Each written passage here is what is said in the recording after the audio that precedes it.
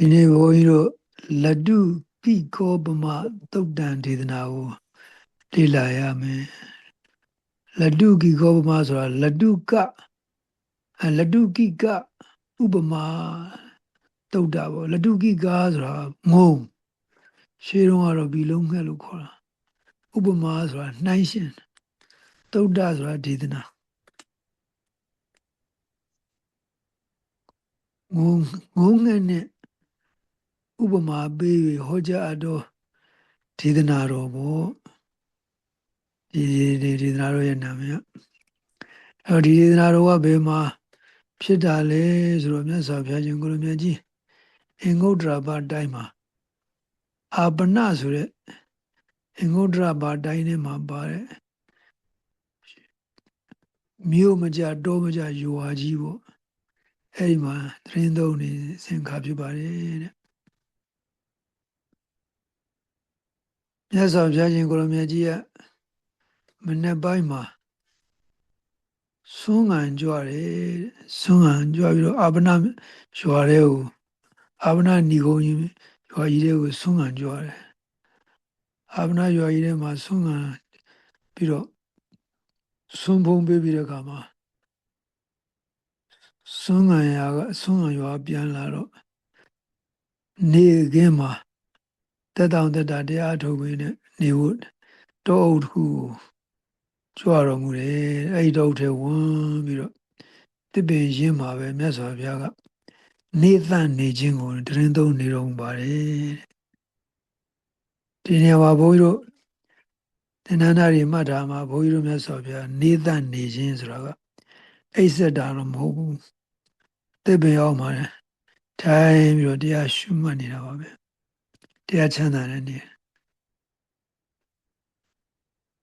အဲ့ဒါကိုနေသန့်နေခြင်းလို့ခေါ်တယ်အရှင်ဥဒ္ရာကြီးကလည်းအဲ့ဒီတိုင်းပဲမြတ်စွာဘုရားတပည့်ကြီးဖြစ်တဲ့ရှင်ဥဒ္ရာကြီးကလည်းမနက်ခင်းမှာအာပနရွာကြီးတဲ့ကိုတပည့်သင်္ကန်းနေပြင်ဆင်ပြီးတော့ဆွမ်းခံကြွဆွမ်းခံပြန်ကြွပြီးတော့ရေအစီပြေတဲ့နေရာတိုင်းအစီပြေတဲ့နေရာမှာဆုံဖုံပေးပြီးတော့ဆွမ်းခံရပြန်လာတော့အဲ့ဒီမြတ်စွာဘုရားရှိတဲ့တောအုပ်ကြီးကိုပဲသွားတယ်တောအုပ်ကြီးတွေသွားပြီးတော့တစ်ပင်ရင်းမှာတစ်ပင်ရင်းမှာနေတတ်နေခြင်းကိုသရင်သုံးတော်နေတော်မူတယ်တဲ့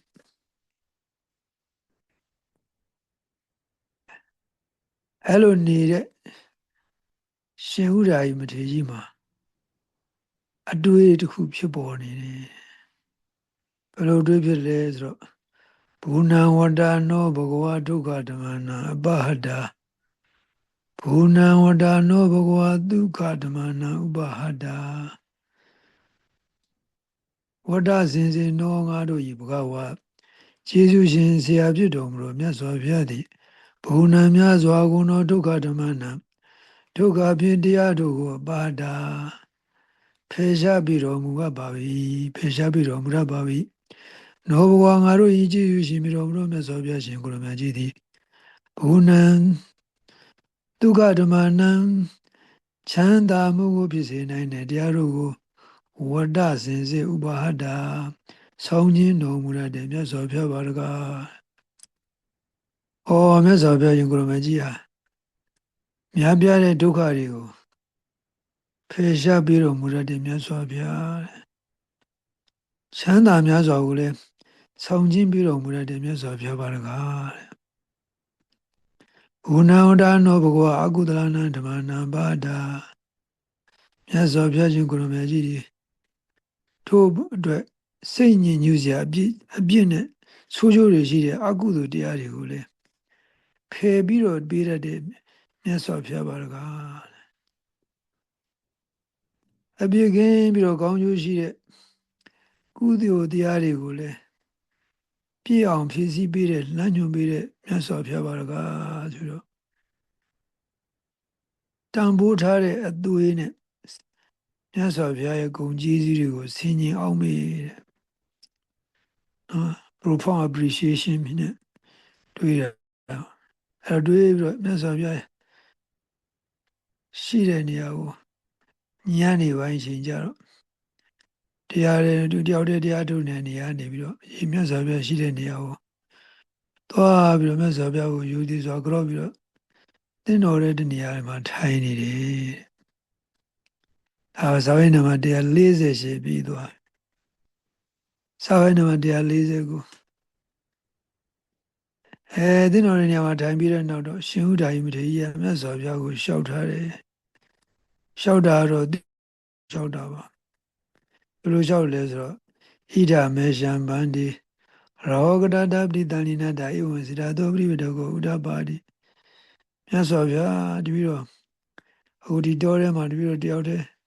တိတ်ဆိတ်ရာလေးကိုနေတဲ့အချိန်မှာအတွေးဖြစ်ခဲ့ပါတယ်ဗျာဘယ်လိုတွေးလဲဆိုတော့တို့ရဲ့ကျေးဇူးရှင်ဆရာမြတ်စွာဘုရားဒုက္ခမျိုးစုံတွေကိုဖယ်ရှားပေးတဲ့ဖြည့်ပြီးဖြည့်ဆဲဖြည့်တဲ့ဒုက္ခတွေလည်းဖယ်ရှားပေးတဲ့ဒုက္ခဖြစ်မဲ့တရားတွေချမ်းသာမဲ့တရားတွေကိုလည်းဤမျိုးစုံနဲ့ညွန်ပြဆောင်ခြင်းပေးတော်မူတတ်တယ်အကုသိုလ်တရားလို့ခေါ်တဲ့အပြစ်လည်းရှိတယ်ဆိုးကျိုးလည်းရှိတဲ့တရားတွေကိုကိုနှုတ်စိတ်သုံးပါးသလုံးမှာမဖြစ်အောင်လည်းမြတ်စွာဘုရားလမ်းညွှန်ပြီးတော့ဖယ်ရှားပေးတတ်တယ်မြတ်စွာဘုရားရှင်ကိုရောမြတ်ကြီးဟာအပြစ်ကင်းပြီးတော့အကျိုးရှိတဲ့ကုသိုလ်တရားတွေကိုကာယကံရောစီကံရောမနောကံမှာရောဖြစ်အောင်လမ်းညွှန်ပြတာဆိုဆုံးမတော်မူလေအဲ့လိုတွေးဖြစ်ပါလေဗျာအဲ့လိုတွေးဖြစ်ပြီးတော့တပည့်တော့ဆက်လျှောက်ချင်တာကတော့အရှင်ဘုရားတဲ့တပည့်တို့တွေအရင်တော့မြတ်စွာဘုရားသိက္ခာပုဒ်မပညာချင်းကညနေရောမနေ့ရောမွန်းလဲအချိန်ပေါ်ရိုးတို့ကန့်တတ်ခြင်းမရှိရိုးတို့အစားစားကြပါလေဗျာတဲ့အဲ့လိုစားကြနေရနေပြီးတော့မြတ်စွာဘုရားရှင်ဟာတစ်ချိန်တော့ကမှာပြညတ်တော်မူပါတယ်တဲ့ဒါဘုန်းကြီးတို့ရောအနောင်အောင်စရာတော့ပထမဗောဓိပိုင်းဖြစ်လာပထမဗောဓိပိုင်းတော့ကိုရော်ဒီများကြီးမှာမြတ်စွာဘုရားအဲ့ဒီမှာဒီဝိကာလဘောဓနာကိုပြညတ်တင်ရမတူဒါပေမဲ့တော်များများတော့မစားကြဘူးအိမ်ကတုံးမေဘေကိုဧတံဒီဝဝိကာလဘောဇနံပါဇဒာမြတ်စွာဘုရားတစ်ချိန်မှာတော့ညွန်ကြားချက်ကျင့်သုံးစရာညွန်ကြားချက်ပြုတော်မူပါတယ်ဘေဝေချသားတို့အိမ်ကတို့တိုက်တွန်းဤတုံမေတင်တို့သည်ဧတံဝိကာဒီဝဝိကာလဘောဇနံဤမွန်းလွဲနိုင်နေလဲညစာစားခြင်းကိုပါဇဒာပယ်စွန့်ကြကုန်လို့ချသားတို့မွန်းလွဲပြီးတဲ့နောက်ပိုင်းမှာစားတာကိုပေကြရင်ပေကြဖို့ပေကြဖို့ချိန်ရောက်ပြီအဲ့လိုမြတ်စွာဘုရားဟောတဲ့ခါမှာတပည့်တော်မှာအတွေးတစ်ခုပေါ်တယ်ဗျာတဲ့ဘယ်လိုပေါ်လဲဆိုတတ္တမေရှံဗန္ဒီအဟုဒီဝအညထတံအဟုဒီဝဒေါမနတံမြတ်စွာဘုရားအဲ့လိုရိုးတို့ကိုနေလွဲညစာမစားဖို့ညွှန်ကြားလိုက်တဲ့ခါကျတပည့်တော်မှာစိတ်အတွေးမချမ်းသာမှုလေးဖြစ်တယ်ဘယ်လိုဖြစ်တယ်လဲဆိုတော့ယံပိနောတတ္ထာဂါပတိကဒီဝဝိကာလေးပဏိတံကာဏံဘောဇနံတင်ဒီတတ္တဝိနောဘဂဝါဘာနမဟာတတ္တဝိနောသူတော်ပရိနိတကမဟာတကားရတရားတရားရှိလို့ရဟန်းတော်များတရင်စားသုံးစရာခဲဝယ်ဘောဇင်နေခင်းကြော်ပြီးတော့နေခင်းကြော်ပြီးတော့အချိန်မှာလှူကြတာလည်းရှိတယ်အဲ့ဒါကိုမြတ်စွာဘုရားကမစားသုံးမှုညွှန်ကြားနေပြီမြတ်စွာဘုရားရှင်ကိုရမကြီးကအဲ့ဒါကိုမသုံးဆောင်မှုနေလွယ်နောက်နေမွန်းတဲ့နောက်ပိုင်းမှာမစားဖို့ဟောနေပြီဒေမယံဗန္နေဘဂဝတိဘေမင်းစကာရင်စဟိရိဇဩတ္တပင်္စသံပတ္တမနာဧဝံတံဒီဝဝိကာလဘောဇနံပဇဟိမသို့တော်လည်းတပည့်တို့မှာမြတ်စွာဘုရားရှင်ကိုရမကြီးပေါ်မှာချစ်ခင်လေးစားမှုရှက်ကြောက်မှုရှိတဲ့အတွက်ကြောင့်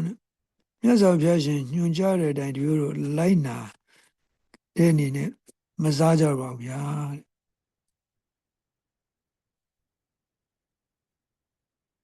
ညနေချမ်းမှာရောမနေ့ညနေချမ်းမှာရောမနေ့မှာရောတ ပြောတော့စားတယ်နော်တေမြန်ပန်းနေတာရင်စီဝဘုံစာမပါတော့စားတယ်မွန်းလွဲမှာမြတ်စွာဘုရားတာတာညနေနဲ့မနေ့ခင်းကိုတော့စားနေသေးတာထူတယ်အဲ့လိုစားနေတဲ့ချိန်မှာအခုခေါ်တော့ဗန်နေသမျိုးရံဘဂဝါဘိက္ခုအမန္တေတိမြတ်စွာဘုရားတစ်ချိန်မှာပြောလို့ကိုဩဝါဒပေးပါတယ်တဲ့ဧငါဒုံမေဘိက္ခုဣတံရတ္တိဝိကာလာဘောဇနံပဇဒာညပိုင်းစားတာကိုလည်းမင်းတို့မစားနဲ့တော့ဆိုတော့မြတ်စွာဘုရားညွှန်ကြားပါတယ်တဲ့အဲ့လိုညွှန်ကြားတော့တမျိုးတို့မှာစိတ်ထဲမှာဒေါမနတာဖြစ်ပါတယ်တဲ့စိတ်ဘယ်လိုဖြစ်တယ်လဲဆိုတော့ယံဘိနောဣမေတံဒွေနံပတ္တနံပဏိတသင်္ခါတတရံတတ္တဘိနောဘဂဝါဘာနာမှာမြတ်စွာဘုရားညွှန်ကြရမကြီးဟာလူဖွဲ့စည်းမှာအရေးတယူနဲ့ပြုပြင်ပြီးတော့ချက်ပြုတ်ပြီးတော့အကောင်းဆုံးစားကြတယ်ဆိုတဲ့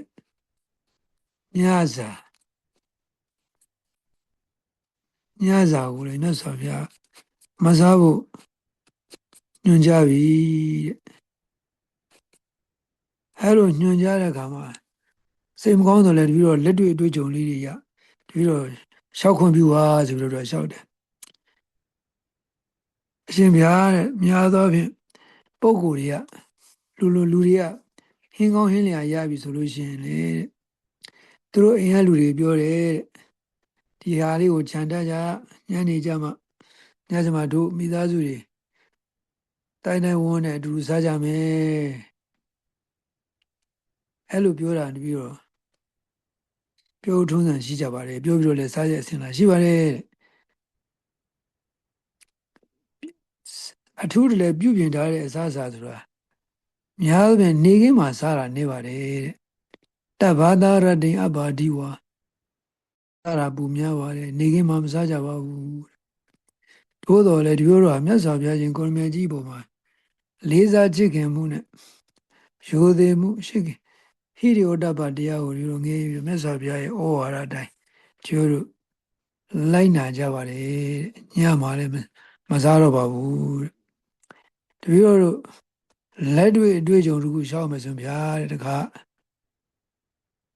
တပည့်တော်ကိုရိုဒီယာညသာသားရင်ကိုပိတ်ပင်မထားစဉ်ကားတဲ့ညပိုင်းမှာဆုံးငံကြွားတဲ့ခါမှာတဲ့ရေပုံမြောင်းနဲ့လည်းကြတယ်ရွှွန့်ပွဲလည်းနင်းမိတယ်စူးရွှွန့်လည်းစူးရှိတဲ့နှွားလည်းနင်းမိတယ်နွားအိတ်နေတဲ့နွားကိုလည်းသက်နင်းမိတယ်တဲ့ညပိုင်းမှာရာဇဝမှုတွေလွန်ကျူးမဲ့လူတွေရောမလွန်ကျူးရဲနဲ့လွန်ကျူးဖို့ပြင်နေတဲ့လူဆိုးနဲ့လည်းကြုံမိပါတယ်တဲ့တခါတည်းမှာတချို့ဒကမတွေကအတော်ဆိုးရွားတွေလည်းတို့ကိုပြောပါတယ်တခါတပည့်တို့ညပိုင်းမှာမှောင်တဲ့ချိန်မှာတပည့်တို့ဆုံးခံသွားတဲ့ချိန်မှာတဲ့အမျိုးသမီးတယောက်ကသူ့အိမ်ပေါက်မှာရနေတဲ့မှာလှဲစင်မိုးထစ်ချုံတဲ့အခါမှာလက်စီလက်သွားတဲ့အခါမှာခွက်ဆေးနေတန်းတဲ့ဒီတော့ကိုမြင်တော့ပါတယ်မြင်တော့အတန်ကျယ်ကြီးနဲ့អော်လိုက်တယ်အဘုံမေပိသားဆိုဝတ္တမံဟာဘလူးမြေဘုတ်ဘလူးပဲကြက်သေးမရှိဘူးအဲ့လိုអော်လိုက်ပါတယ်ဗျာအဲ့လိုអော်လိုက်တော့တပည့်တော်ကအဲ့ဒီမျိုးသမီးကိုပြောလိုက်ပါတယ်နာပကိနေပိသားဆိုငါမြေဘုတ်ဘလူးမဟုတ်ဘူးနမဘိက္ခုဗိနာယထိတောရဟန်းတော်ဆွန့်ရနေတာပါလို့ပြိုပြီးတော့ပြောလိုက်တယ်အဲ့လိုပြောတဲ့အခါကျတပည့်တော်ကိုအဲ့ဒီမျိုးသမီးကပြန်ပြီးတော့ဘာရန်တွေ့လဲဆိုတော့ဘိက္ခုတအာတုမာရီဘိက္ခုအတ္တမာတုမာရီဘိက္ခုအတ္တဘိက္ခုယဟန်ဒီယဟန်ဒီအာတုမာရီအဖေသေးခြင်းရှိသည်အတ္တဖြစ်လေပြီလို့မာတုမာရီအမေသေးခြင်းရှိသည်အတ္တဖြစ်လေပြီလို့ကိုတော့အဖေသေးသွားလို့လားအမေသေးသွားလားမိဘတွေမရှိတော့ဘူးလားဝရန္တေဘိက္ခုတေနနာဂောဝိကံတေနကုစီပရိကံတောကိုတော်ခုလိုမောင်ကြီးမဲမဲကြီးမှာတွင်းရည်မှာရှောက်ရက်နေတာတာလီတိုင်းနဲ့ဘိုက်ကိုလိတာဓမ္မကောင်းနေတယ် နတွေဝဝရံယံရတ္တနာကာရသိမိတယံကုစီဟေတုပိဏာစရတိအခုလိုညာကြီးမောင်ကြီးဒီမှာဝန်းရည်တဲ့ဆုံးခံနေဆိုတာအလွန်မကောင်းတဲ့ကိစ္စကြီးပဲအဲ့ဒီမျိုးများယံတွေ့တဲ့စကားတတ္တမေဇံဗန္တိတတနုတ္တရာတော့ဧဝံဟောတိအရှင်ဘုရားတပည့်တော်အဲ့ဒီဟာလေးကိုပြန်အောင်လိုက်တဲ့ခါမှာရှင်မြတ်စွာဘုရားရှင်ကိုရမကြီးရဲ့ဩဝါဒမြတ်စွာဘုရားရှင်ကိုရမကြီးရဲ့ပုံမှာတပည့်တော်ဝန္တာအားရနဲ့ကျေးဇူးတင်ပါတယ်ကျေးဇူးတင်တဲ့အတွေ့အကြုံဖြစ်တယ်ဘယ်လိုထွက်လဲဆိုတော့မြတ်စွာဘုရားကတို့တွေမလိုအပ်တဲ့ဒုက္ခတွေကိုရှင်းပေးတာပဲချမ်းသာအောင်လုပ်ပေးတာပဲအကုသိုလ်တရားတွေနည်းအောင်လုပ်ပေးတာကုသိုလ်တရားတွေတိုးပွားအောင်လုပ်ပေးတာပဲဆိုပြီးတော့ဒီတော့အတွေးဖြစ်ပါတယ်ဗျာစာပိုက်နာမ149ပြီးသွားပြီနော်803နဲ့နည်းနည်းခတ်ဆင်ဆင်ပဲ803ကမြတ်စွာဘုရားညစာမစားဘူးပြင်းတဲ့ချိန်မှာဗဒ္ဓါလီကိုတော့စိတ်မချမ်းသာဖြစ်ပြီးတော့တကုတူမနိုင်ပါဆိုလို့တိတ်စိတ်ပါတော်နဲ့ဖြစ်တယ်အခုကျတော့ရှင်ဥဒ္ဓါကြီးကသူတော်ကောင်းစိတ်ရှိတဲ့ခါကျမြတ်စွာဘုရားပြောတဲ့ညွှန်ကြားတဲ့အတိုင်းသူလိုက်နာတယ်လိုက်နာပြီးတော့အဲ့ဒီမှာ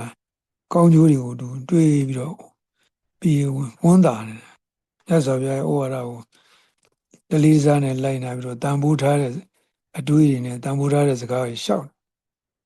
အဲ့တော့ဇာဘိနမှာ150ရောက်သွားပြီမြတ်စွာဘုရားဘယ်လိုမိန့်တော်မလဲဆိုတော့ဧဝမေဝပဏုဒ္ဒိဣတိကိစီမောဂပုရိသဣဒံမဇာတိမြာဥဇမနာတေဝမန္တုကေပတိမတ္တအမန္တာဩရာမရကတာဒီတန်လေကတိဝါယံသမနောဥဒ္ဓါယေတဲ့ဟုတ်တာဗောဒီသာသနာမှာတရားဓုရဖို့စန္ဒမရှိတရားဓုလည်းမရသေးတဲ့လူညံ့နေရတော့တို့ကဒါလို့မလို့ရင်ကောင်းတယ်လို့လမ်းပြနေပြီဆိုလို့ရှိရင်ဟာဒီကိုယ်တော်ကြီးအာသတိမွားလေးအရေးလုပ်ပြီးတော့ပြောနေရန်ကောဆိုပြီးတော့တို့ဘုံမှာစိတ်လဲကွက်တယ်လိုက်လဲမလိုက်နာဘူးယေဇဘိက္ခုသိက္ခာကမှာမြတ်စွာဘုရားရဲ့စကားတော်ကိုတသွေမင်းလိုက်နာကျင့်ကြံလို့တဲ့ကိုယ်တော်ကြီးကြတော့ဒီကိစ္စအညသာသာချင်းကိစ္စအာကြီးတဲ့အနောင်ညူဖွဲ့ကြီးနဲ့တူတယ်အာကြီးတဲ့အနောင်ဖွဲ့ကြီးနဲ့တူသလိုအလွန်အားကောင်းတဲ့ထိတ်တုံးကြီးနဲ့လည်းတူတယ်အကျင့်လူလာတဲ့ပုဂ္ဂိုလ်ကြီးကြတော့ဝန်တော့ဝန်ဖို့ပဲမလိုအပ်တဲ့ဝန်တော့လို့ဝန်ဖို့ပဲလို့ပြောချင်တာပဲမြတ်စွာဘုရားအဲ့ဒါဥမာပေးတယ်တရားထာဘိဥဒ္ဓယလတုကိကာသကုဏိကာပုတိလတာယဘာနေနာဗဒတတေဝဝရံဝါဗန္တံဝါမရဏံဝါအာဂမေတိဥဒ္ဓယဥမာတခုပြောရမယ်ဆိုရင်ငုံငကလေးတစ်ကောင်ကတော်ထဲမှာငုံဖမ်းတဲ့ငုံမုတ်ဆိုးထောင်ထားတဲ့ຫນွယ်ပုတ်ကလေးຫນွယ်ဆွေးလေးနဲ့လှုပ်ထားတဲ့ကြော်ကွန်းလေးမိသွားရင်သေလဲသေနိုင်တယ်လွတ်ဖို့လည်းမလွယ်ဘူးသေခြင်းတရားနဲ့နှောင်ဖွဲ့ခံစောင့်ဖို့ပဲရှိတော့တယ်အဲဒီလိုငုံလေးတစ်ကောင်ຫນွယ်ကျိုးလေးထောင်ထားတဲ့ຫນွယ်ကျိုးလေးနဲ့မုတ်ဆိုးထောင်ထားတဲ့ကြော်ကွန်းလေးမှာမိနေတဲ့အကိုကြည့်ပြီးတော့ပုဂ္ဂိုလ်တယောက်ကပြောမယ်ဆိုကြပါစို့တဲ့ hypothetical scenario မြတ်စွာဘုရားပြောတယ်ဒီငုံငှက်ကလေးကဒီငုံငှက်ကလေးကသူမိထားတဲ့နှောင်ရိုးကြီးဟာအရေးမကြီးပါဘူးအရေးပါတဲ့ဖွဲ့နှောင်ဖွဲ့မှုပေါ့ဘူးຫນွယ်ပုတ်ကလေးနဲ့ຫນွယ်အမကောင်းတဲ့ຫນွယ်လေးနဲ့လှုပ်ထားတာအဲ့လိုပြောမယ်ဆိုသူပြောတာသဘာဝကျပါမလားတဲ့ တမ္မာနုခောသောဥဒ္ဓယိဝရမနောဝတိယအဲ့လိုဘေးကနေပြီးတော့ငုံငကလေးခနောကနဲ့လှုပ်ထားတဲ့ຫນွေကြိုးလေးတွေမှာနှောင်ထားတဲ့ထောင်ချောက်ကလေးတွေမိနေတာကိုအဲ့လိုပြောလာမယ်ဆိုရင်သူပြောတဲ့စကားကသိမလားဟာဒီငကလေးဒီငုံငလေးဒီလောက်အသေးမှနောင်ပွဲလေးဘယ်လိုသိနေပါလဲအဲ့လိုပြောရင်သိမှာမလားတဲ့နောဟေတံပန်းနေရှင်ဥရာရဲ့ပြန်ပြောတယ်မသိမဖြစ်နိုင်ပါဘူးဗျာတဲ့ဒီငုံငကလေးမိနေတဲ့ထောင်ကွန်းကြော့ကွန်းလေးဟာတဲ့နွယ်ပုတ်တဲ့နွယ်နဲ့လှုပ်ထားတာဖြစ်တော်ညာလေတဲ့ဆွေးနေတယ်လွယ်နေလှုပ်ထားတာဖြစ်တော်ညာလေဒီငကလေးတော့သူမယုံနိုင်ဘူးရှုံးနိုင်တဲ့အရာမရှိတော့သိမှာပဲဗျာတဲ့ဒါအပြင်လူကြီးမတဲ့နှောင်ပွဲပဲတဲ့ရှင်ဥဒ္ဒရာလျှောက်တယ်အေးဥဒ္ဒရာအဲ့ဒီတိုင်းပဲတဲ့အဲ့ဒီတိုင်းပဲတဲ့ဒီလောကမှာတို့သာသနာမှာတရားဓမ္မဒုရယံသန္တာသရသန္တာဥရိယလည်းမရှိအာလုလည်းအားလည်းထုတ်မှုလည်းမရှိတဲ့အလကားလူတွေကတို့ကဒါဒီသိက္ခာပုဒ်လေးတော့တို့ကြည့်ကြရင်ကောင်းပါပဲဒီလိုတာမန်သိမ်းဝါဖြစ်တဲ့နေလဲညသာစားရေးဆိုတဲ့သိက္ခာပုဒ်ကိုမစားရနဲ့လို့ညွှန်ကြားတဲ့အခါမှာဒီကိုရောဒီပုံကိုရောတို့ဆရာကိုရောကြီးအသေးမွားလေးကိုကြီးကျယ်လို့ပြောနေရတာပဲဆိုပြီးတော့အတွေးနဲ့လည်းစိတ်နဲ့လည်းအတွေးတွေပေါ့မနစ်သက်မှုတွေလည်းဖြစ်တယ်သိက္ခာလိုရှိတဲ့ပုဂ္ဂိုလ်တွေတရားဥတရားမှရဟန်းလိုက်နာလို့တဲ့ပုဂ္ဂိုလ်ကတော့ဒါဒီနောင်ဘွဲဟာနေ့စဉ်နေ့သက်တူကတာဝန်ကြီးပဲရှားဖွေရတဲ့ဒုက္ခပြင်းဆင်းရတဲ့ဒုက္ခအဲဒီဒုက္ခတွေနဲ့အလွန်ဒုက္ခများတာပဲဆိုတာသိတယ်တဲ့သူတို့တဲ့ဒါနှောင်ကြီးမားတဲ့နှောင်ဘွဲကြီးတစ်ခုလို့သူတို့မြင်တယ်တဲ့သိက္ခာမြတ်စွာဘုရားရဲ့ညွှန်ကြားချက်ကိုလိုက်နာတဲ့ကျင့်သုံးနေတဲ့ပုဂ္ဂိုလ်တွေကြောင့်ဒါကိုဒုက္ခကြီးလို့ပဲမြင်တယ်တဲ့အသိမောလို့မမြင်ဘူးငုံငကလေးရဲ့ကြော်ကုန်းမှာမိနေတဲ့ຫນွယ်နဲ့လှုပ်ထားတဲ့ကြော်ကုန်းမှာမိနေတဲ့ငုံငကလေးဥမာတယ်မြတ်စွာဘုရားပေးတယ်ဒါကျင့်သိက္ခာမလိုလားတဲ့ပုဂ္ဂိုလ်ရဲ့ reaction လုပ်ပုံနေမြတ်စွာဘုရားဆိုမအောင်စာပိုင်းနံပါတ်150ပြီးသွားပြီစာပိုင်းနံပါတ်150ဒီအဲ့ဒါကြတော့စောပိုင်း150အချက်နဲ့ပြောင်းပြန်မြတ်စွာဘုရားရဲ့စကားကိုတသွေးမတိန်လိုက်နာကျင့်ကြအထုံးမဲ့ပုဂ္ဂိုလ်မျိုးရဲ့စိတ်ထားဣဒဗနုဒာယဧကိစေကုလဗုဒ္ဓဣဒံပဇ္ဇတာတိမယဝုဇမနာတေဝမန္တုဥဒာယိသာသနာမှာတချို့မျိုးကောင်းသားတွေကတော့ဒီကိစ္စရလေးကိုမလောက်ကြနဲ့စွန့်ညပဲစွန့်ညလို့တို့ကပြောလို့ရှိရင်သူတို့ကဘယ်လိုမြင်လဲဆိုရင်ကိပနိမတ္တအပမတ္တကတာဝရမတ္တကတာဘာတဝတ္တာဒါအသေးမပဲအသေးမပွေရမယ်ဆိုရင်တို့မြတ်စွာဘုရားကိုယ်တိုင်တို့ဆရာမြတ်စွာဘုရားကိုယ်တိုင်ပယ်ဖို့မလုပ်ဘူးပြောနေတော့တို့ပယ်မှာပဲတို့ပယ်မယ်မလိုက်ရင်တို့လိုက်နာမယ်မြတ်စွာဘုရားပြောတဲ့အတိုင်းပဲလိုက်နာမယ်အဲလိုတက်ကြွကြနဲ့စိတ်ထားလည်းမြတ်စွာဘုရားကိုပေါ်မှာချစ်ခင်မှုယိုသေးလေးစားမှုနဲ့လိုက်နာဖို့အတွက်လည်းရှိတယ်စိတ်လည်းမကွက်ဘူးမြတ်စွာဘုရားပေါ်မှာသူတို့အဲ့လိုလိုက်နာတဲ့အခါကျတော့အလုတ်အပူတွေမရှိတော့ဘူးညဇာကိုစားရတဲ့ကြောင့်ရှားဖွေရတဲ့ဒုက္ခဖန်တီးပြုပြင်ရတဲ့ဒုက္ခဆေးရကြောသိမ်းရတဲ့ဒုက္ခအဲ့နောက်မှာလဲထိနာမိတာတွေဖြစ်တဲ့ဒုက္ခနိဝရဏတရားတွေလည်းပွားစည်းတဲ့ဒုက္ခအဲ့ဒါတွေဖြစ်ခွင့်နေတယ်အဲ့လိုဒုက္ခတွေနေပြီးတော့ပါဏလောမှာမာနတွေမထားဘူးမာနတွေကိုချတာပရဒတ္တဗုဒ္ဓသူများကတွေကချက်ပြုတ်စီမံလူရန်နာဥဒရာတရားနဲ့လူရာလေးလောက်ပဲခြေနာပြီးတော့မိဂဘူရိနာစေတတဝိရန္တိတော်ရီတောင်တွေထဲမှာနေတဲ့သမင်တွေကဲ့သို့ဘာမှသူမိသိသိချင်းမပြူသဖြင့်နေမှသိတယ်အသည့်အရွက်တွေကိုပဲ စားရင်စားလို့သွားစားပြီးတော့တိမ့်ထားတဲ့ဆန္ဒတိမ့်လို့တဲ့ဆန္ဒမရှိဘဲနဲ့ချမ်းချမ်းသာသာနေတဲ့သမင်တွေရဲ့စိတ်ထားမျိုးနဲ့နေကြတယ်ဒေသန္တံဥဒ္ဒယဟောတိအဗလံဗန္ဒနံ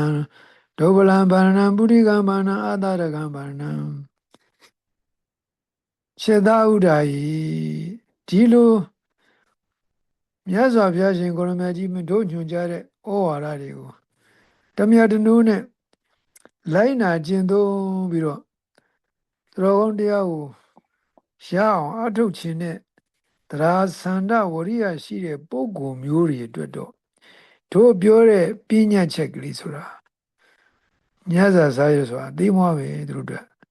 အသေးမွားဖြစ်သွားတယ်မစားဘူးဆိုမစားဘူးဟာနဲ့ဆိုတော့ပြောရသူတို့ကတရားဝရိယအားနဲ့ဒါကိုကြော်လွှတ်သွားနိုင်တယ်လိုက်နာသွားနိုင်တယ်ဥပမာပြောရမယ်ဆိုရင်တဲ့မြတ်စွာဥပမာပေးတယ်တရားဓာဝရာယိရိညောနာဂောဣဒတံတော်ဥရုံလဝါအဘိဇာတောသင်္ကာမဝဆရောစိတ္တဥဒ္ဒယဥပမာပေးရမယ်ဆိုရင်ဘယင်းရဲ့စင်တင်းကုတ်ထဲမှာနေတဲ့စင်ပြောင်ကြီးအဆွေကြီးကလည်းလှလှပပအလုံးထဲကလည်းကြီးကိုယ်လုံးကိုယ်ပေါက်ကြီးသလိုပဲမျိုးကောင်းရိုးကောင်းကနေမွေးလာတဲ့စင်ပြောင်ကြီးတိုက်ပွဲတွေမှာလည်းအမြဲတမ်းပါပြီးသားအဲဒီလိုတိုက်ပွဲဝင်ထားတဲ့စင်ပြောင်ကြီးအားကောင်းတဲ့စင်ပြောင်ကြီးဟာသူ့ကိုအလွန်ခိုင်မာတဲ့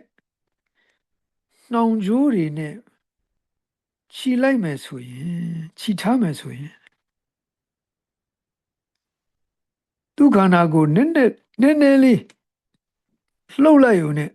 အဲ့ဒီသူ့ကိုခြိထားတဲ့နှောင်ကြိုးတွေကိုတခါတည်းဖြတ်တောက်လှုပ်ခါရမ်းပြီးတော့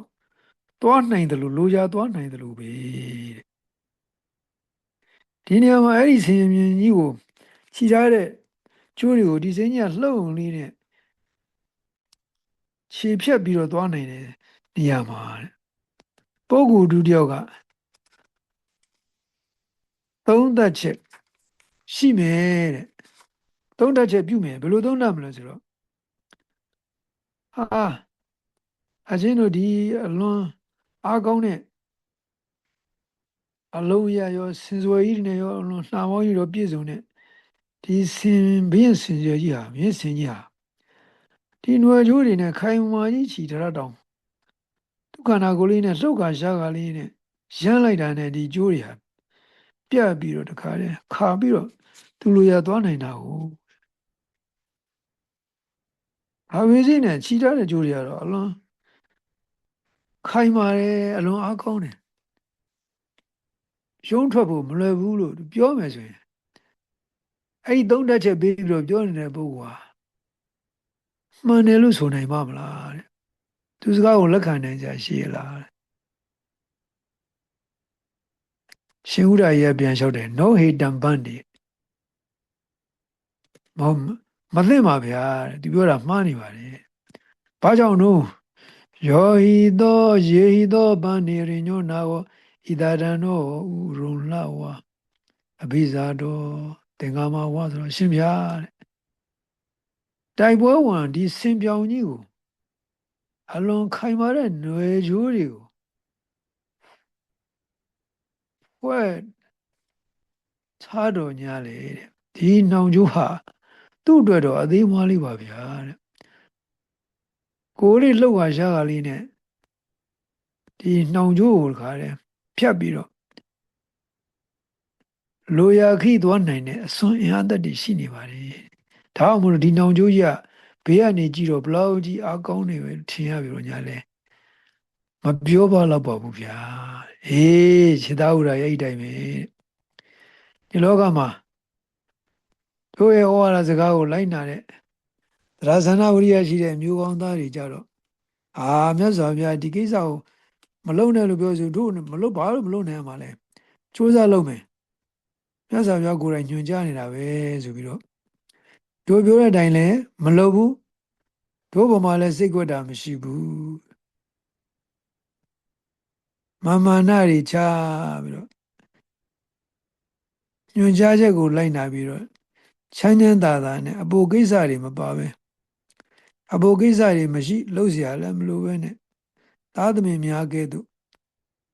တိန်စရာတိန်စီစားတော့စရာပြုပြင်နေစရာချက်ပြုတ်စရာမလိုလွတ်လပ်တဲ့စိတ်ထားနဲ့သားသမီးမျိုးကဲ့သို့လွတ်တဲ့စိတ်ထားနဲ့နေနိုင်ကြတယ်အဲလိုနေနိုင်နဲ့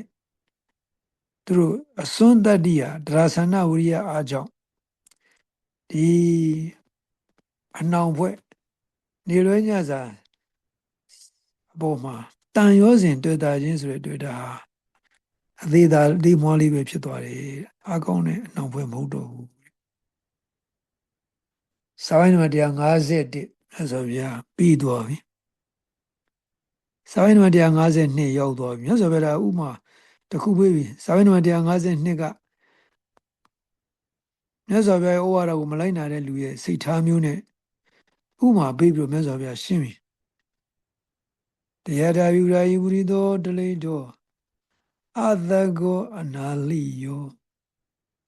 ခြေသားဥရာယဥပမာတစ်ခုပြောရမယ်ဆိုရင်ပုဂ္ဂိုလ်တယောက်ကဆင်းရဲကိုယ်ပိုင်ဥစ္စာလည်းမရှိဘူးနေဖို့ညစာလည်းဆံအိုးထဲမှာလှောင်ထားတဲ့ဆံလည်းမရှိဘူးစီလည်းမရှိဘူးပဲလည်းမရှိဘူးတတတဧကံအာဂရကံဩလောကဝိလောကံတဲ့နေတဲ့အိမ်ရလေခဏခနဲ့လေးပဲနေလို့ရယုံလေးပဲရှိတယ်အမိုးအကာမလုံးပြိမောဆိုတာလည်းမရှိဝန်တကားဆိုတာလည်းမရှိဘူးကာကာတိတာယိကာကာတိတာယိကြီးငယ်လိုကောင်မလောင်တွေကလည်းအချိန်မျိုးဝင်နိုင်တယ်နာပရမရူပံတင်းတော်တင်းနဲ့လူစင်နှန်းရှိနေနေတဲ့လူတွေနေသလိုအမိုးနဲ့အကာနဲ့တကားပြင်းပေါင်းနဲ့ခြံဝန်းနဲ့တင်းအောင်တင်းနဲ့နေရာမျိုးမဟုတ်ဘူးတဲ့ဧကာကတောပိကဩလောကဝိလောဩလောကဝိလောကနာပရမရူပသူအိတ်နေတဲ့အိယာကရင်ကလည်းခဏခနဲ့လေးပဲ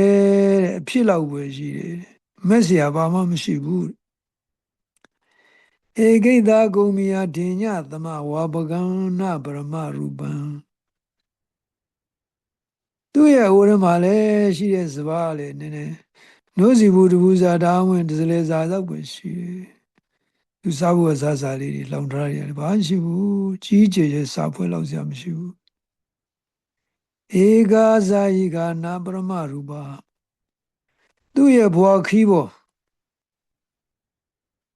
ဘဝခီးပေါ်ဇနီးတယ်ရလဲ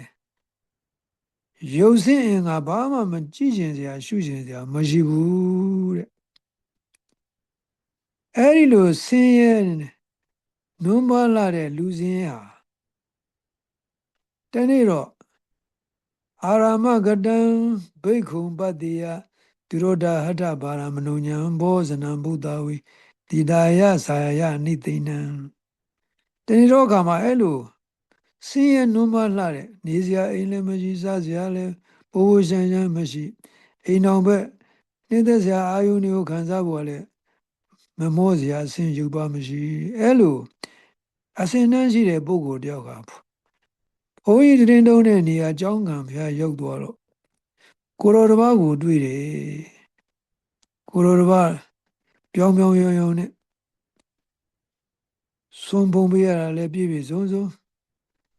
နေတော့လေအေးဒီပင်ရဲ့အေးမှာပြည့်ပြည့်အကြောင်းရောက်မှနေအကြောင်းရောက်မှနေတယ်အဋ္ဌိစိတ်တွေရုပ်တံအဲ့လိုနေတော့ညာလဲမိမိရဲ့စိတ်ဓာတ်ဖြူစင်ရင်တန်ရှင်းတော့ကောင်းမွန်တော့အထုစိတ်ဖြည့်မှာအထုတ်နေတဲ့သမထဥပဒနာကိုအထုတ်နေတဲ့ရဟန်းတော်တစ်ပါးကိုတူတွေ့တယ်တဲ့တတ္တဧဝမတ္တာအဲ့လိုတွေ့တော့သူ့မှာအကြံဖြစ်တယ်အတွေ့လေးဖြစ်တယ်ဒုက္ခဝတ္တာဘောတာမိညာဩလူပေါင်းစွန့်ခွာပြီးတော့အေယမတော်ရဟန်းပေါင်းဝင်ရောက်တဲ့ရဟန်းဘဝအလွန်ချမ်းသာတာကိုအာရောဇံဝတ္တဘောတာမိညာဒီရဟန်းဘဝ စိတ်ညစ်ညူးစရာကိုယ်ဆင်းရဲစရာတွေနေတာကိုသောဝတ္တတံယောဟံဂေတမတ္တုံဩဟာရိတဝါကာတာယာနိဝဋ္ဌာနိဣဇာတိတဝါအာဂါရတမနာဂရိယံပပဇေယံဩငါလည်းဒီကိုယ်တော်လေးလို့သဗ္ဗင်မုတ်စိတ်တွေရိပ်ပဲပြီးတော့ဖောင်းဝါစင်မြန်းရှင်ရမ်းမျိုးကိုဝတ်ပြီးတော့လူပုံလူဘဝကိုစွန့်ခွာပြီးတော့အိမ်မက်ဘဝရဟန်းဘဝမှာပြောင်းရရင်ကောင်းမှာပဲလို့အတွေးလေးတော့သူပေါ်သွားတယ်လူစင်းရဲ့နော်ရဟန်းတော်အေးချမ်းချမ်းနဲ့ကြောင်းမှာတောက်တောက်ပြောင်းပြောင်းနဲ့လူစင်မီသူစင်မီနဲ့ဝတ်စားပြီးတော့တရားဓမ္မအားထုတ်နေတဲ့ကိုတော်လေးတွေ့တော့သူ့မှာဒီလိုကိုတော်လေးဟာနင်းဘွားလေးကအေးချမ်းလိုက်တာ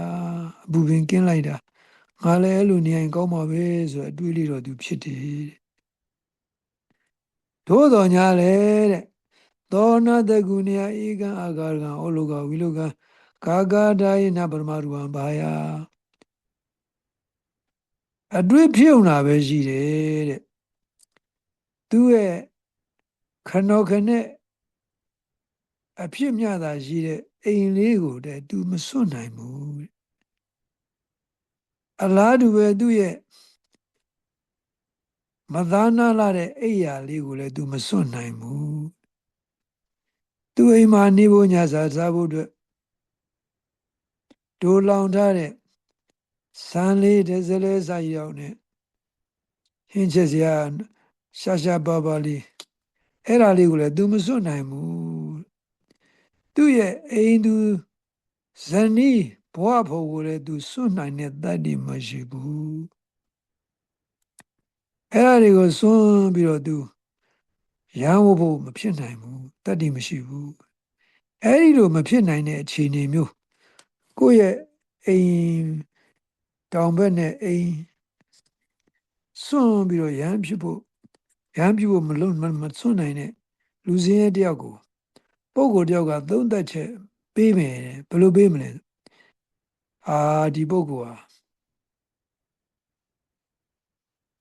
ဒီပုဂ္ဂိုလ်ဟာသူ့ရဲ့ပျော်ပိုက်ကျင်လည်ကျဆနေရဖြစ်တဲ့ဒီဆင်းရဲသားဘဝဆင်းရဲသားအိမ်လေးဆင်းရဲသားအိယာလေးဆင်းရဲသားရဲ့မရှိမဲ့စားစရာလေးဆင်းရဲသားဘဝဖော်လေးကိုပြည့်ပြီးတော့ဖောင်းဝါစင်မြရှင်ရမှုဘဝကိုဝင်ပြီးတော့နေဖို့ဆိုတာမဖြစ်နိုင်တာပဲရှိတာပါတကယ်တော့သူ့မှာရှိတဲ့ပိုင်ဆိုင်မှုတွေကဘာမှမမောစရာမရှိတော့တဲ့ဟာတွေပါတဲ့အာမကောင်းပါဘူးတဲ့အိမ်ကလည်းမက်စရာမရှိခရင်ကလည်းမက်စရာမရှိစားစရာတွေကလည်းမက်စရာမရှိအိမ်သူကလည်းမက်စရာမရှိအဲ့ဒီလိုများသူကသုံးသက်ချက်ပေးမယ်ဆိုရင်တဲ့ခြေသားဥရာကြီးအဲ့ဒီပုဂ္ဂိုလ်သုံးသက်ချက်ကမှန်နိုင်မှာမလားတဲ့လက်ခံနိုင်မှာမလားတဲ့ဒီပုဂ္ဂိုလ်ဟာရင်တရားတွေစွန့်ပြီးတော့ရဟန္တာမွန်းနေရှိရတယ်ဒါပေမဲ့သူ့မှာရှိတဲ့နှောင်ဖွဲကအသိမွားလေးပဲဘာမှမက်စရာမရှိဘူးလို့သူပြောသုံးသက်ချက်ပြီးတော်ပါမလားတဲ့ရှင်ဥရရာဆိုတယ်မတော်ပါဗျာတဲ့မမှားနေပါတယ်ဘာကြောင့်လို့ဆိုတော့ဗျာသူ့မှာအဲ့ဒီပုံမှာတွေ့တာတဲ့တန်ရောစဉ်အနှောင်ဖွဲ့ကွာသူ့မှာအလွန်ကြီးနေပါတယ်တဲ့ကြီးလို့မို့လို့ဒီအနှောင်ဖွဲ့ကအလွန်ကြီးတယ်မမြင်ရတဲ့အနှောင်ဖွဲ့ကြိုးကြီးကသူ့ရင်ထဲမှာအိမ်ပေါ်မှာတွေ့တာသူ့ရဲ့လူကြောင့်ဘွားလေးတွေ့သွားတာသူ့ရဲ့အိမ်သူဇနီးကိုတွေ့သွားတာအဲ့ဒီရဲ့တွေ့တာတဲ့တန်ရောစဉ်ဟာအလွန်ကြီးပါတယ်တဲ့အားအလွန်ကောင်းပါတယ်တဲ့အားကောင်းလို့မလို့သူမတတ်နိုင်တာပါဗျာတဲ့အေးတဲ့ဧဝမောကောဥရာယေဣတိကိစီမောကပုရိသဣဒံပဇာတိပဇရာတိမြဥဇမနာဒေဝမန္တုဥဒာယီအဲ့ဒီတိုင်းပဲတဲ့ဒီသာသနာမှာတချို့သောတရားဆန္ဒဝိရိယအားနေတဲ့ပုဂ္ဂိုလ်တွေတို့ညွှန်ကြားတဲ့အတိုင်းကျင့်ကြံလို့တဲ့စိတ်ဆန္ဒတကယ်တည်းတည်းမရှိတဲ့ပုဂ္ဂိုလ်ရတော့မြတ်စွာဘုရားကလည်းအသေးမွားလေးကိုကြီးကျယ်လှုပ်ပြီးတော့ပြောနေတာပဲအဲ့လိုမြတ်စွာဘုရားကိုတို့မြတ်စွာဘုရားရဲ့ပြည့်ညတ်တဲ့သိက္ခာပုဂ္ဂိုလ်လည်းမလေးစားလို့တို့လည်းမလေးစားဘူး မနစ်သက်တဲ့စိတ်ဓာတ်လည်းရှိတယ်တိတ်ခါကိုလူလာတဲ့ပုဂ္ဂိုလ်တွေမြတ်စွာဘုရားဆိုမှကိုနာခံတဲ့ပုဂ္ဂိုလ်တွေကြတော့အဲ့ဒီဟာကသူတို့တို့တော့ဒါအကြီးမားတဲ့ဒုက္ခနေ့စဉ်မပြတ်ပေးနေတဲ့အနှောင်ဖွယ်ကြီးပဲဆိုတာသူတို့သိတယ်တဲ့မြတ်စွာဘုရားရှင်းပြတဲ့စကားအလွန်တိမ်မွေ့တယ်မြန်မာပြန်တိုင်းဆိုတာတဘောပေါက်ဖို့မလွယ်ဘူးကဲစာပိုင်းနံပါတ်153ရောက်သွားပြီစာပိုင်းနံပါတ်153ကတော့ဒီကလူချမ်းသာနဲ့ဥမာပေးတယ်လူချမ်းသာနဲ့သာသနာတော်မှာမြတ်စွာဘုရားရဲ့ဆုံးမဩဝါဒကိုလိုက်နာတဲ့ပုဂ္ဂိုလ်တွေအတူတယ်တဲ့တရားဓာယူရာဤကပတိဝါကပတိမို့တော်ဝါအတော်မာရဏောမဟာဘောကိုဥဒ္ဓာယီจิตဥဒ္ဓာယီဥမာပြောရမယ်ဆိုရင်တထေးဒုမုံတထေးသားတယောက်ဆိုကြပါစို့ကျွယ်ဝတယ်ဥစ္စာစည်းဝါးတွေလည်းအများကြီးရှိတယ်စည်းစိမ်ဥစ္စာတွေလည်းအများကြီးရှိတယ်အနေကနံနေခကနနံစယောသူ့မှာပိုင်ဆိုင်တဲ့ရွှေငွေတွေကလည်းအဓုတေကြီးမားစွာရှိတယ်နေကနံဒီညကနနံစယောသူ့အိမ်မှာရှိတဲ့ကောက်ပွဲသီးနှံတွေကလည်းဂိုရောင်ကြီးတွေနဲ့ရှိတယ်နေကနံခိတကနနံစယောသူပိုင်ဆိုင်တဲ့မြေတွေလယ်တွေရတွေကလည်းအများကြီးနေကနံဝတ္ထုကနနံစယောသူ့ရဲ့ပိုင်ဆိုင်မှုအသေးမွားတွေရောအကုန်ရည်တွက်လိုက်မယ်ဆိုရင်အဲ့ဒါလည်းအများကြီးပဲနေကနံပရိယာကနနံစယောသူ့ရဲ့အိမ်မှာရှိတဲ့သူ့ရဲ့အိမ်သူဇနီးတွေရောအမှုရန်တွေအများကြီးပဲ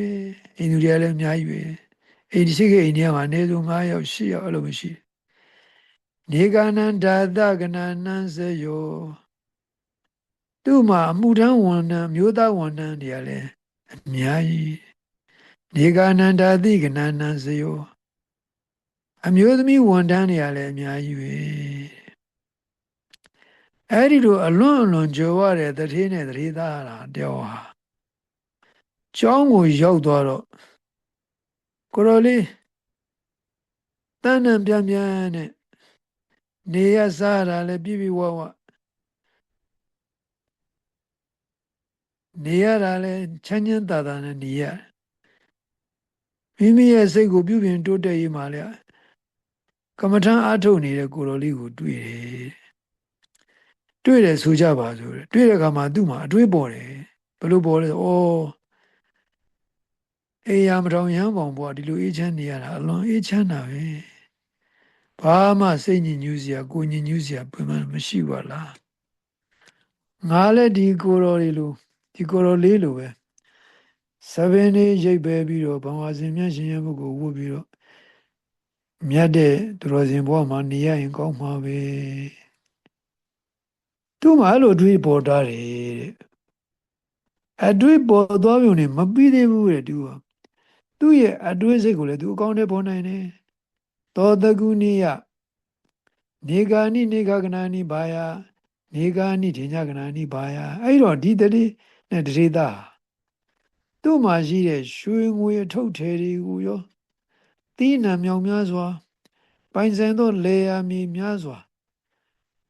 အခြားသောပိုင်ဆိုင်မှုပစ္စည်းများစွာမိမိရဲ့အိမ်သူတွေများစွာမိမိရဲ့ဝန်ထမ်းမျိုးသားဝန်ထမ်းမျိုးသမီးတွေအလွန်ကြီးမားတဲ့စီးစိမ်ဥစ္စာအချမ်းရံတိုင်းဝန်းကြီးကိုစွန့်ပယ်ပြီးတော့7 ရိပ်ပယ်ပြီးတော့ဟံဝါစင်မြတ်ရှင်ယံကိုဝတ်ပြီးတော့သာသနာ့ဘောင်ဝင်ရောက်သွားနိုင်တာတယ်ဒီဝင်ရောက်သွားနိုင်တဲ့တထေးသားရဲ့စွန့်လွတ်မှုကိုကြည်ပြီးတော့ပုဂ္ဂိုလ်တယောက်ကသုံးသပ်ချက်ပေးမယ်ဥဒါကြီးဘယ်လိုသုံးသပ်ချက်ပေးမလဲဟာဒီတထေးနဲ့တထေးသားအလွန်မြတ်ပြလှတဲ့ရွှေငွေမြေယာအိမ်သူတွေအတိုင်းဝန်းတွေအလွန်မြတ်ပြတဲ့ကြွယ်ဝမှုတွေကိုစွန့်ပြီးတော့ရဟန်းပြုတဲ့အခါမှာ ဒီမြတ်ပြလာတဲ့စီးပွားဥစ္စာတွေဟာအလွန်အကောင်းလှတယ်ဖြတ်ဖို့ခိုင်းနဲ့အနှောင်ဖွဲ့တွေပဲလို့သူသုံးသပ်ချက်ပေးနေမယ်ဆိုရင်ဥဒ္ဒါကြီးသူသုံးသပ်ချက်ကမှန်ပါမလားတဲ့နောဟိတံပန်းနေမမှန်ပါဗျာတဲ့မမှန်ပါဗျာတဲ့အရှင်ဗျာတဲ့ဒီတထေးနဲ့တထေးသားလောက်ကြီးကြွယ်ဝချမ်းသာတဲ့ပစ္စည်းဥစ္စာတွေမိမိရဲ့မိသားစုနဲ့လူအတိုင်းဝန်းကြီးကိုစွန့်ပယ်သွားတယ်ဆိုတာအဲ့ဒီပစ္စည်းတွေပေါ်မှာမိမိရဲ့ပိုင်ဆိုင်မှုတွေအတိုင်းဝန်းပေါ်မှာသူ့ရဲ့စိတ်ရဲ့ပိုင်တန်ရောစဉ်ဟာနှောင်ဖွဲ့မှုတန်ရောစဉ်အာသူဖြတ်လို့ရနိုင်လောက်အောင်သူ့ရဲ့အသိဉာဏ်ကဖြတ်တောက်နိုင်လောက်အောင်ရှိတဲ့အတွက်ကြောင့်အာမကောင်းပါဘူးဗျာတဲ့အာမကောင်းပါဘူးအာကောင်းတယ်လို့ပြောလို့မရပါဘူးတဲ့ဒါလို့တိမ်တန်းချီပြီးတော့တန်တဲ့ပစ္စည်းဥစ္စာတွေဟာအလွန်ကြီးမားတဲ့နှောင်ဖွဲ့သူတွေမဖြစ်တော့ပါဘူးတဲ့သူ့ရဲ့အတွက်သူ့ရဲ့သရဆန္ဒဝိရိယအာကြီးကိုအာကြီးလွန်းတဲ့အတွက်ကြောင့်ဒီပစ္စည်းတွေတန်းချီပြီးတော့ချမ်းသာတဲ့နှောင်ဖွဲ့ကြီးတွေကသူ့အတွက်အသေးမွားဖြစ်တော့ပါတယ်ရှင်ဥဒ္ဒါကြီးကလျှောက်ထားတယ်အေးဥဒ္ဒါကြီးအဲ့ဒီတိုင်းပဲတဲ့အဲ့ဒီတိုင်းပဲဒီလောကမှာအချို့သောစေကောင်းစေနာကောင်းသရဆန္ဒဝိရိယကောင်းရှိတဲ့အမျိုးကောင်းသားတွေကတို့ရဲ့သာသနာ့တွင်မှာတို့ကဒါကိုတော့မလုပ်ကြနဲ့လို့ဆုံးမတဲ့အခါမှာဟာဒီအသေးမွားလေးကိုပယ်ရမယ်ဆိုတို့ဘာစဉ်းစားမနေဘူးတို့မြတ်စွာဘုရားဒါပေးဖို့ပြောရင်တို့လိုက်မယ်ပေးမယ်မလုပ်ဘူးအဲ့လိုဝန်းမြောက်ဝန်းသာတဲ့သရဆန္ဒဝိရိယအထက်တန်တန်နဲ့တို့ညွှန်ကြားတဲ့အတိုင်းပဲမလုပ်ဘူးတို့ဘုံမှာလည်းစိတ်မကွက်ဘူးအဲ့တော့ရလကပါလေလုံးလဥဒ္ဒါအလုတ်ရှုပ်တာတွေမရှိအလုတ်ရှုပ်အလုတ်ပူတွေမရှိဘဲနဲ့မာမာနလည်းမိမိရဲ့စိတ်မိမိရဲ့မာမာနကိုနှိမ့်ချပြီးတော့တရားဓမ္မတွေတရားအားလျော်စွာလှူတဲ့ဆွမ်းကုန်းကိုစားပြီးတော့အဲ့မှာနေတဲ့သားသမီးလိုဘာမှတူလောင်ခြင်းချက်ပြုတ်ပြင်ဆင်ခြင်းမရှိအချိန်တန်လို့ရှိရင်အရွယ်ကလေးသီးလေးပဲစားပြီးတော့နေကြသလိုပဲနေနိုင်တယ်ဥဒ္ဒါဤဒီလိုနေနေတာဘာကြောင့်လဲအဲ့ဒီသတိနဲ့သတိသားသူ့ရဲ့ပိုင်ဆိုင်နဲ့တန်းချီပြီးတော့တန်တဲ့ပစ္စည်းဥစ္စာများလာတဲ့ပစ္စည်းဥစ္စာအတိုင်းဝန်းပေါ်မှာရှိတဲ့တန်ရောစဉ်ဟာအသိမွားပဲဖြစ်သွားလို့စာပိုင်းနံပါတ်153ပြီးသွားပြီစာပိုင်းနံပါတ်154ရောက်ပါပြီဒါနဲ့ပတ်သက်ပြီးတော့မြတ်စွာဘုရားကလောကမှာရှိတဲ့ပုဂ္ဂိုလ်၄မျိုးဆိုတော့မြတ်စွာဘုရားခွဲခြမ်းပြီးဟောပါတယ်စေတဥဒ္ဒါကြီးတဲ့လောကမှာပုဂ္ဂိုလ်၄မျိုးရှိတယ်တဲ့အဲ့ဒီ၄မျိုးတွေက၄မျိုးကပါလဲဆိုရင်ဒီသာသနာမှာပုဂ္ဂိုလ်ဒုတိယဟာဥရိတွေပယ်ဖို့အတွက်ဥရိစွန့်ပယ်ရနိဗ္ဗာန်ကိုရဖို့အတွက်ကျင့်ကြံအထုနေလို့ဖြစ်တယ်။ကြာကျင့်ကြံအထုနေတယ်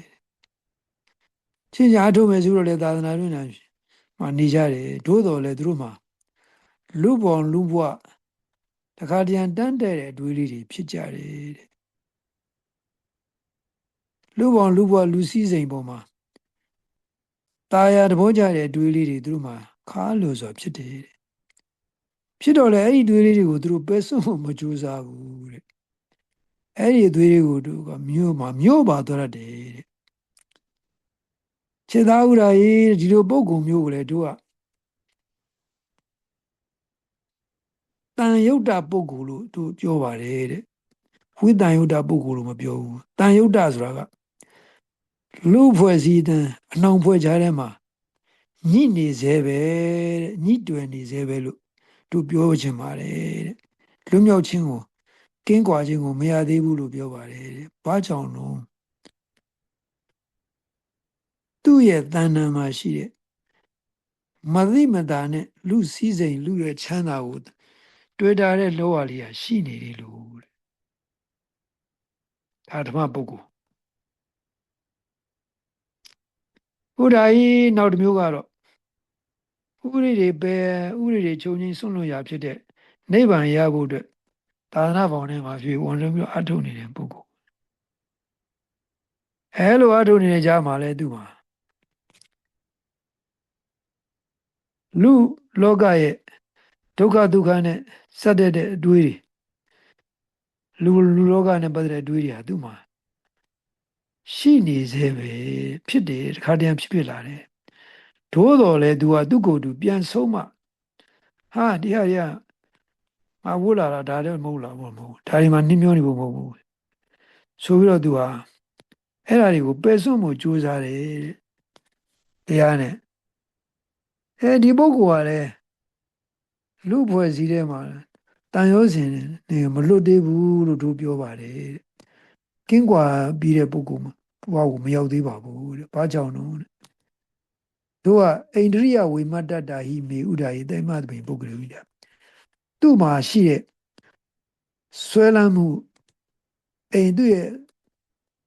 တရားသူရောက်ဝင်ရမှာလိုအပ်တဲ့တရားဝရိယဆိုတဲ့ဆွမ်းအားတွေဟာမရင်သေးဘူးဆိုတာတို့သိလို့ပါဒုတိယပုဂ္ဂိုလ်ပြီးသွားပြီနာတတိယပုဂ္ဂိုလ်တတိယပုဂ္ဂိုလ်ကြတော့ဥဒ္ဒါယိခြေသားဥဒ္ဒါယိတဲ့တချို့သောမျိုးကောင်းမသားတချို့ပုဂ္ဂိုလ်တွေဟာ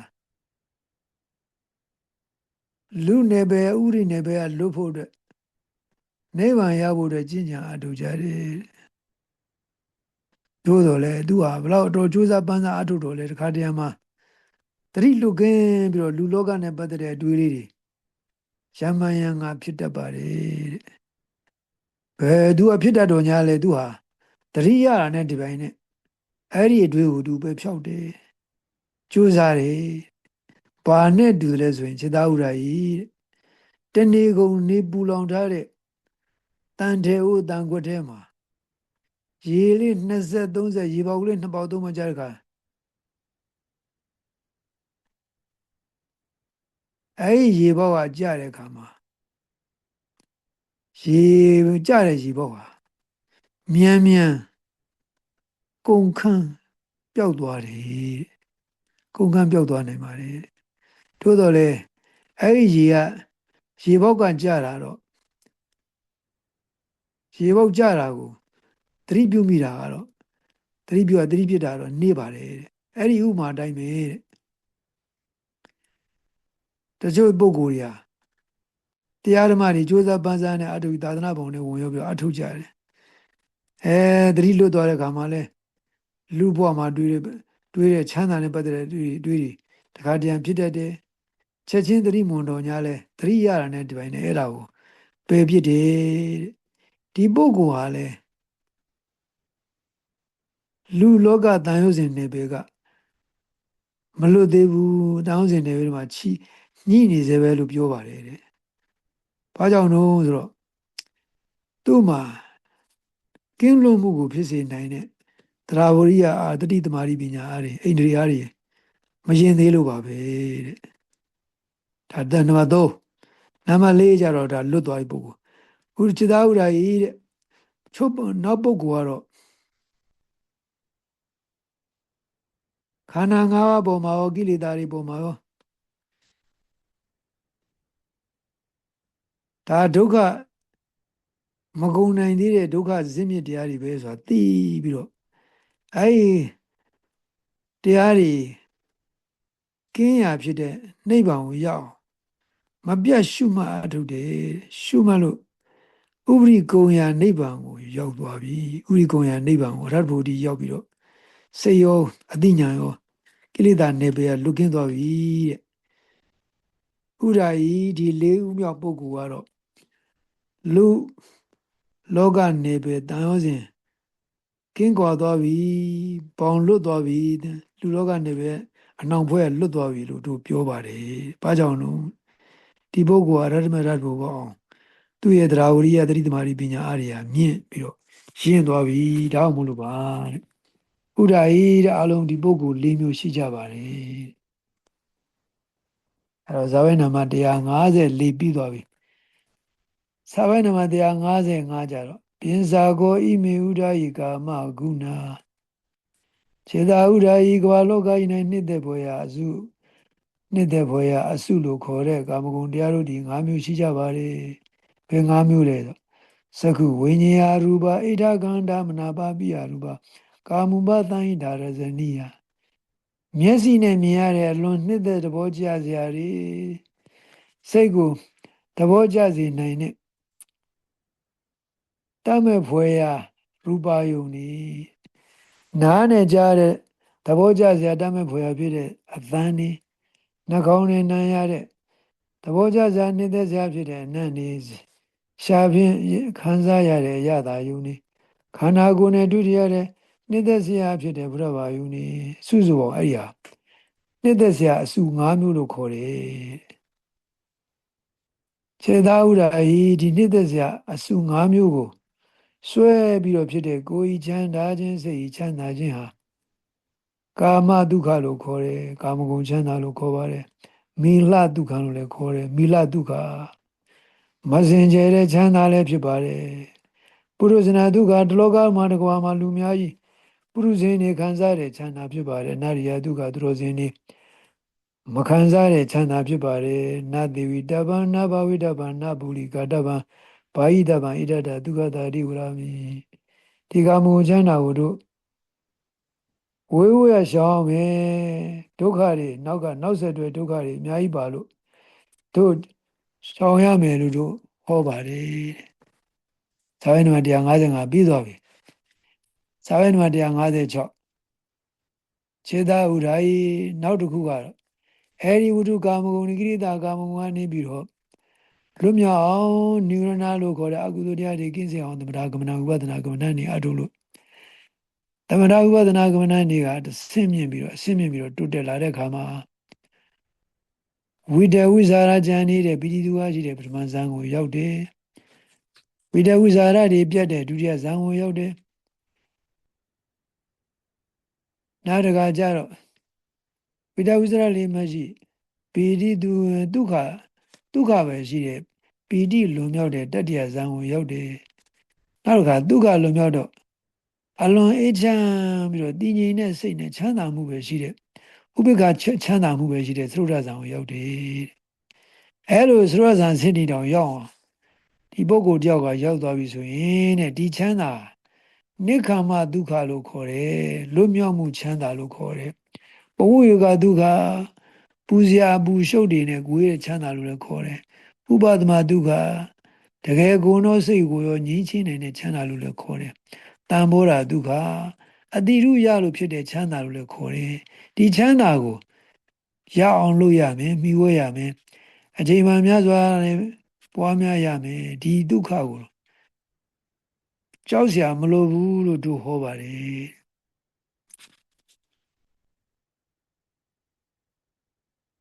နိခမဒုက္ခကလူလာအပ်တဲ့ဒုက္ခကာမဂုဏ်ချမ်းသာကအပူတွေနောက်ဆက်တွဲပူတွေအမြဲတမ်းကပ်ပါနေတဲ့ကြောင့်ရှောင်ရမယ်ဒုက္ခရှောင်ရမယ်ချမ်းသာလို့မြတ်စွာဘုရားဟောတယ်အော်အခုမြတ်စွာဘုရားကတုံ့လို့မှုမရှိတဲ့ချမ်းသာကိုမြတ်စွာဘုရားအခုမိန့်တော်မူဖို့အတွက်ဆက်လက်ပြီးတော့ဟောတယ်ဘယ်လိုဟောလဲဆိုတော့ခြေသာဥဒ္ဓဤပါရမဇန်ရတဲ့ပုဂ္ဂိုလ်ပါရမဇန်အဆင့်ကိုရောက်နေတဲ့လူလည်းအဲ့ဒီမှာတုံ့လို့မှုရှိသေးတယ်တဲ့ဘာတုံ့လို့မှုလဲသိလားတဲ့ဝိတဝိစာရတွေကြံနေသေးလို့တဲ့ပရမဇန်ရောက်လို့ရှိရင်ချမ်းသာသွားပြီဒါပေမဲ့အတွေးလေးနဲ့ထပ်ဆင်ငယ်တွေးလေးတွေကရှိနေတယ်အဲ့ဒါကအဲ့ဒါတွေကအားနည်းချက်ပဲဒါကိုပါဠိလိုအိဇိတလို့ခေါ်တယ်အိဇိတဆိုတာလှုပ်ရှားခြင်းပေါ့မငြိမ်းချမ်းမှုသေးဘူးငြိမ်းချမ်းခြင်းအဆင့်မဟုတ်သေးဘူးတဲ့နောက်ကခြေသားဥဒ္ဓကြီးတဲ့အတွေးတွေဆင်ငယ်တွေးတွေငြိမ့်သွားလို့ဒုတိယဇန်အဆင့်ရောက်သွားပြီဆိုရင်လည်းအဲ့ဒီဒုတိယဇန်ချမ်းသာတော်ညာလေတဲ့မငြိမ်းအေးသေးဘူးတဲ့အလှုပ်တက်ရှိသေးတယ်တဲ့အဲ့ဒီအလှုပ်တက်ကဘာတော့အဲ့ဒီအလှုပ်မှုရပီတိဒုက္ခပဲတဲ့ပီတိဒုက္ခမကင်းသေးဘူးတဲ့ပီတိဒုက္ခမကင်းတော့ပီတိကိုတဘောကြတဲ့စိတ်ကလေးကပေါ်လာတတ်တယ်စဉ်းစားဥဒ္ဓကြီးအဲ့ဒီပီတိကိုခွာပြီးတော့ဥပဒနာရှုပြီးတော့ခွာနိုင်လို့ တတ္တိယဇံရောက်သွားရင်လေအဲ့ဒီတတ္တိယဇံအလွန်ချမ်းသာတော့မှန်ပါရဲ့ဒါပေမဲ့အဲ့ဒီတတ္တိယဇံမှာလေမချမ်းသာလိဘူးတဲ့ချမ်းသာလို့ပြောတယ်ဘာကြောင့်လို့တဲ့ရေဝတ္ထဥပေက္ခဒုက္ခံအနိရုဒ္ဓံဟောတိဥပေက္ခချမ်းသာမချုပ်သေးဘူးတဲ့မှတ်ရှုနေလို့စိတ်ကငြိမ်ပြီးတော့နေတာတော့မှန်တယ်ဒါပေမဲ့အဲ့ဒီဥပေက္ခဖြစ်ဒုက္ခဥပေက္ခကိုပြီးပြီးတော့ဖြစ်တဲ့ချမ်းသာအကျဉ်းနေသေးတယ်ဒါမှမဟုတ်လားမငြိမ်းချမ်းမှုစင်မှုသေးဘူးတဲ့ဟောခြေသားဥရာကြီးတဲ့အဲ့ဒီတတ္တိယဇာနေတက်ပြီးတော့ဒုက္ခဒုက္ခတွေချုပ်ငြိမ်းပြီးတော့တကယ်ကိုချမ်းသာတဲ့သရုဒ္ဓဇာဆင်ရောက်ပြီးဆိုအဲ့ဒီမှာကြတော့ဒီချမ်းသာကြတော့မြင့်သွားပြီတဲ့ဒီချမ်းသာကြလုံးဝငြိမ်းအေးတဲ့ချမ်းသာလို့ပြောလို့ရပါပြီတဲ့အဲ့ဒီလုံးဝငြိမ်းရင်တုံလုံးချင်းမရှိတဲ့ချမ်းသာတောင်မှဥချတဥရာကြီးတဲ့ပထမဇန်ကိုလည်းမကန့်ညီပါနဲ့ဒုတိယဇန်ချမ်းသာကိုလည်းမကန့်ညီပါနဲ့တတိယဇန်ချမ်းသာကိုလည်းမကန့်ညီပါနဲ့သရုဒ္ဓဇန်ချမ်းသာကိုလည်းမကန့်ညီပါနဲ့ကန့်ညီမှုကိုပေးပါရူပသရဇန်နေကနေကြောပြီးတော့ဂါသာနေဇာနံဇန်ရောက်တဲ့ခါမှလည်းမကန့်ညီပါနဲ့အဲ့ဒီကန့်ညီမှုမရှိပါစေနဲ့ကန့်ညီမှုမဖြစ်အောင်တည်ထားပါဝိညာဉ်ဇာရဏယံရောက်တဲ့ခါမှလည်းဝိညာဉ်ဇာရဏဇန်ချမ်းသာတဲ့မှာမကန့်ညီနေပါနဲ့မမြဲတဲ့သဘောလေးကိုဆင်ញင်လိုက်ပါအာဂိဉ္စဉ္ညာရဏလို့ခေါ်တဲ့တတ္တိယအရူပဇံကိုရောက်တဲ့ခါမှလည်းမကန့်ညီပါနဲ့နောက်ဆုံးအရူပသရသရုဒ္ဓဇံဖြစ်တဲ့နေဝတင်ညာနာတင်ညာနာဇံကိုလည်းရောက်တဲ့ခါမှာဒါအမြင့်ဆုံးဇံတမဘာထဲမှာတော့လောကီတမဘာထဲမှာတော့အမြင့်ဆုံးတမဘာအဲ့ဒီတမဘာမှာလည်းမကန့်ညီပါနဲ့အဲ့ဒီတမဘာရဲ့ချမ်းသာခြင်းပေါ်မှာမမြဲတာလေးကိုရှုဆင်ခြင်ပြီးတော့စွန့်ပါကြော်လွှားပါဘယ်ဘုံဘယ်နည်းကြော်လွှားရမလဲဆိုလို့ရှိရင်အဲ့ဒီနေဝတညာနာတညာနာဇံလို့ခေါ်တဲ့တိမ်တိမ်မွေ့မွေ့နဲ့အလွန်သိမ်မွေ့ဆုံးဖြစ်တဲ့သိစိတ်ကလေးကြံနေသေးတာကိုရှုမှပြီးတော့အဲ့ဒီအသိစိတ်ကလေးပါချုပ်သွားအောင်နိရောဓတင်ညာဝေဒနာတွေချုပ်သွားတဲ့စင်တီရောက်အောင်လုပ်ပါအဲ့ဒီတင်ညာဝေဒနာတွေချုပ်သွားတဲ့စင်ရောက်ပြီဆိုလို့ရှိရင်သေးသေးမောမောတန်ရောစဉ်တွေ့တာစရာကြီးကြီးမောမောတန်ရောစဉ်တွေ့တာစရာဘာတခုမှမရှိတော့ဘူးဒါကြောင့်မို့လို့ဘယ်စရာလဲမလိုတော့ဘူးချမ်းသာခြင်းအစစ်မှန်ရှိပါတော့တယ်ခြေသားဥရာဤတင်ညာဝေဒနာတွေဟိုဒီမှတ်ရတဲ့စိတ်အလှုပ်လှုပ်နေတဲ့ active conscious လို့ခေါ်တဲ့တင်ညာခံစားမှု sensation ဝေဒနာချုပ်သွားတဲ့ဒီတင်ညာဝေဒနာនិရောဓသမဘတ်မှာကြီးကြီးငယ်ငယ်တန်ရောစဉ်တွေ့တာစရာတွေ့တာလိုတဲ့စိတ်ကလေးကိုရှိသေးလားတွေ့တာစရာတို့ဟောစရာကိုလိုသေးလားမရှိတော့ပါဗျာတဲ့ဣရာမောဇဘဂဝါအတ္တမနောအာသမဥဒ္ဒါယုဘဝတော့ဘာတိရံဘိနန္တိမြတ်စွာဘုရားရှင်ကိုရမြတ်ကြီးသည်ပရမဇာမနေပြီးတော့အာရူပဝဇ္ဇရသရုဒ္ဓဇံတဲ့တိုင်အောင်ဘယ်လိုပင်ချမ်းသာမကန့်ညီဖို့ညွှန်ကြားပြီးတော့တင်ညာဝေဒနာတွေချုပ်ရဖြစ်တဲ့နိရောဓသမဘာကြီးမှာတင်ညာဝေဒနာတွေမရှိပဲအေးချမ်းမှုစင်မှန်တန်ရောစဉ်တွေ့တာစရာဘာတခုမှမရှိတဲ့စင်မှန်ချမ်းသာကြီးပဲလို့ဟောကြားတာကိုဆင်ញင်ပြီးတော့တင်ညာဝိရိဒနိရောဓသမဘာတိဟူသောနိဗ္ဗာန်ချမ်းသာကြီးကိုမျက်မှောက်ဘဝ၌ပင်မြတ်စွာဘုရားရှင်နှင့်တကွဇံသမဘာရတဲ့သူတော်စင်ပုဂ္ဂိုလ်ကြီးတွေဝန်စားပြီးတော့နိဗ္ဗာန်ချမ်းသာကိုခံယူဝန်စားပုံကိုတော့ပေါက်နိုင်ကြ၍မြတ်စွာဘုရားရှင်ကိုရမြတ်ကြီးနှင့်တကွယန္တာသူတော်စင်တို့ရရှိရသောတင်ညာဝေဒနာတို့ချုပ်ရနိရောဓသမဘာကြီးကိုမှန်ပြီးတော့ကြည်ညိုနိုင်ကြပါစေကုန်သတည်း